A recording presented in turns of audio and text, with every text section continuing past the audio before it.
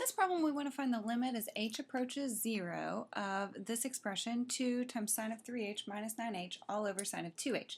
So if we attempt to find this limit by substitution, by substituting in 0 for h, we're going to get something in the form 0 over 0, which is indeterminate. So we need to manipulate the expression, and there's a decent chance we're going to need to use one of these identities. So this is the identity that we're taught, that the limit as x approaches 0 of sine of x over x equals 1. And its reciprocal also happens to be true because 1 over 1 is 1, so we may need that one as well.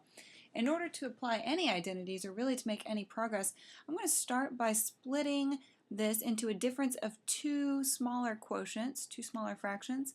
So we'll have the limit as h approaches 0 of 2 times sine of 3h over sine of 2h minus the other numerator term, minus 9h over, it's also going to be over sine of 2h since we're subtracting two fractions here. And then we can use limit properties to say that the limit of the difference equals the difference of the two limits, and split that into two separate limits.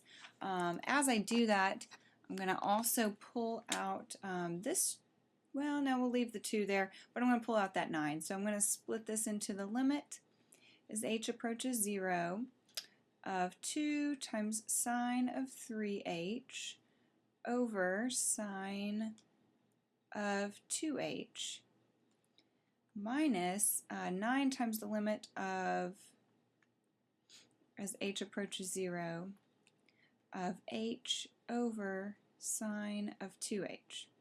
Now we're getting closer. So we can apply either of these properties as long as those arguments, the argument of sine and what you have beneath it or above it and in the sign, are the same, and as whatever, as long as that argument goes to 0 as well, then the limit will be equal to 1. So we have sine of 2h right here in this one, which means we would need a 2h in the numerator. So we're going to multiply by 2, but if we do that, we also have to divide by 2, so I'm going to just divide by 2 out front right there. So then this limit, by this property, since when 2h approaches 0, h also approaches 0, that limit equals 1.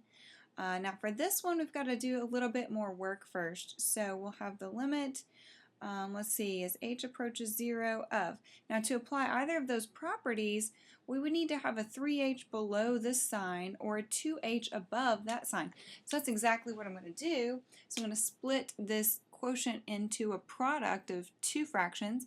I'm going to leave the 2 above the sign of 2h and split this off separately, split off the sign of 3h. Now that's over 1. But what I'm going to need in both this numerator and this denominator is an h. Well, you can multiply by any form of 1, anything, as long as it's in the form of 1. So we're going to multiply by h over h. Now, this limit, the limit of the first factor, will approach 0 because we have 2h and 2h. Now, for that limit, we will also need a 3 in the denominator, so I'm going to multiply by 3 there and 3 there.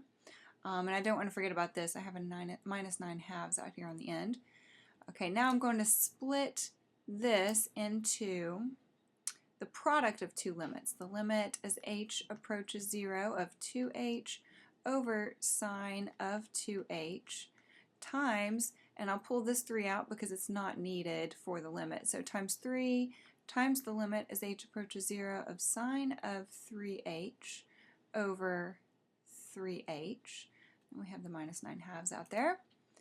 And then, oops, fix that. Okay, and then we can take these limits. So then, actually by this property right here, this limit equals 1, and by this version, the more common version up here, that limit also equals 1.